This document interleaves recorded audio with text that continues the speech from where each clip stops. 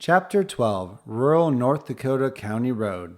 As he drove back east toward Chokecherry, Casey replayed his interaction with Piper. He cursed himself every time he thought about his stupid serial killer joke. What were you thinking? The threatening clouds that hung over the North Unit Visitor Center dissipated in the rearview mirror, and his mind went to the Rough Rider theme park, but only for a fleeting moment. He knew exactly where he was headed, and it wasn't to ride a roller coaster. Before leaving the parking lot, he sent Piper a text. "Hey, it's Ranger Clay. Great meeting you, Ranger Banks. Look forward to linking up at the U." He unmuted his phone and checked it every 2 minutes while at the wheel. 30 minutes later, she responded, and he pulled over to read it. "Hey, Ranger Clay. Likewise. Restaurant called Munch Barn on Thursday at 6. Work for you?"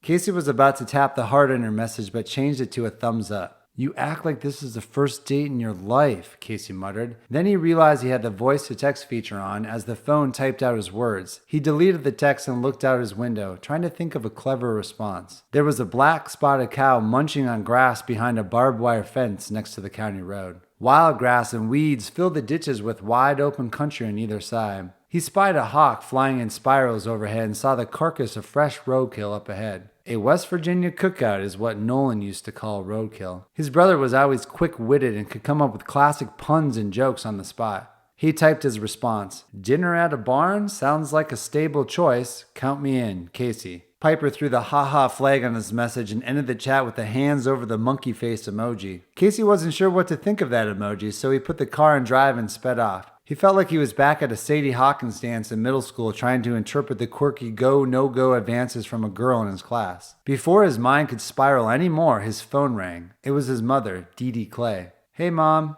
"Happy birthday, Casey," Dee Dee exclaimed. "I'm here with your sister." "Happy birthday, Chewbacca." Allie matched his mom's excitement. "Hey, Alley-oop." Casey used the nickname he and Nolan christened her with, giving her late and unexpected addition to the family. "How's DC?" "Sucks balls," Allie said. "Watch your language," Dee Dee interjected. "Aunt Edna's flying in tonight from Chicago for a visit," Allie said. "I'm sure that'll mix things up. Make sure she brings you Garrett's popcorn." "I made sure of that," Dee Dee said. "I sent a little birthday gift to you, son, but it's going to the Knife River Visitor Center since you don't have a mailing address at your campground. Should be there tomorrow." "Thanks, Mom. I'll look out for it." "You die of boredom out in the Dakotas yet?" Allie asked. Casey was about to say yes, but thought of all the events of the past 2 days. "Things have actually been a little more exciting as of late. How's Dad?" "Your father's at a meeting on Capitol Hill right now," Dee Dee answered. "But he wanted to make sure I told you happy birthday from him." "Yeah, right," Casey thought. "Doing anything fun for your birthday?" Allie asked. "I had thought of trying out a new roller coaster at the local theme park. Teddy Roosevelt's Charge Up San Juan Hill inspired the coaster, but I may end up doing something else instead." "Nerd. Now I'm convinced you were either adopted or born with trivial genes." Casey laughed. "Allie!" Mom's voice grew stern. "What? Everyone knows I got all your smart genes. Plus Chewbacca has a man crush on a dead president who wore bifocal glasses." "Actually," Casey said, "he wore pince-nez frames, not bifocals." "Chuggy alert. I think Dad did you a favor by sending you out to North Dakota. Isn't that where your dead lover boy grew his mustache?" "I'll let you two talk," Dee Dee said. "Just wanted to wish you a happy birthday, son. Keep up the good work out there. I'm hearing positive things from your father. You might want to call him sometime." "Thanks, Mom. He has my number, too." He heard footsteps and a door close. "So how's the fam, Alley-oop?" "They're fine. Dad's always working, and Mom spends all her free time writing her romance novels." "Seriously, though, is it the worst out there or what?" "You'd like Chokecherry. Lots of shootings, robberies, violence, like living in a Fast and Furious movie. Too bad you're only 13. Sounds exciting. Maybe I'll come out there on my summer break, ditch Mom and Dad, and check it out. You have an extra bed in that RV of yours?" "I think the table folds into a bed, but you might have to sleep on a thin piece of plasterboard." "Is DC really that bad?"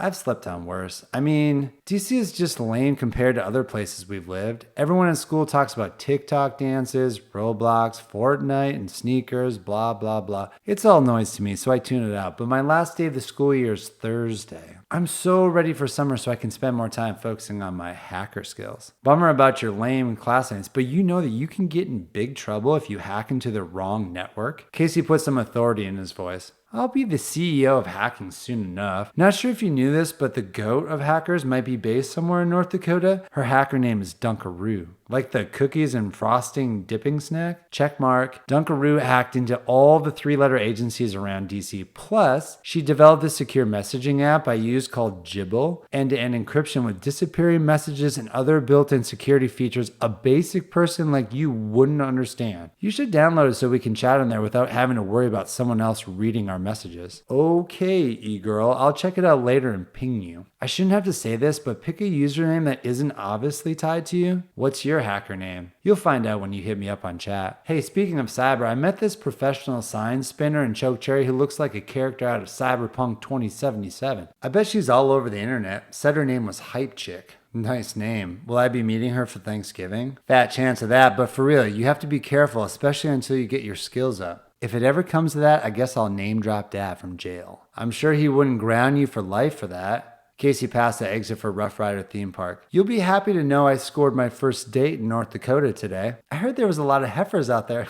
Allie giggled. Is she white like Mom, black like Dad, or tan like us? Wouldn't you like to know? Okay, just kidding. What's her name? Guess you'll have to wait until Turkey Day. Come on, Allie whined. Casey took the next exit. Turning off the main highway, he navigated a bridge over Knife River. He saw the oil drill in question on the horizon. Gotta run, Alley-oop. Thanks for the birthday wishes in chat. Try to survive out east and maybe I'll let you crash later this summer. Thanks, Chewbacca. Hit me up if you need any hacking skills. Good luck on your date and make sure you don't use any of your lame jokes. Too late for that.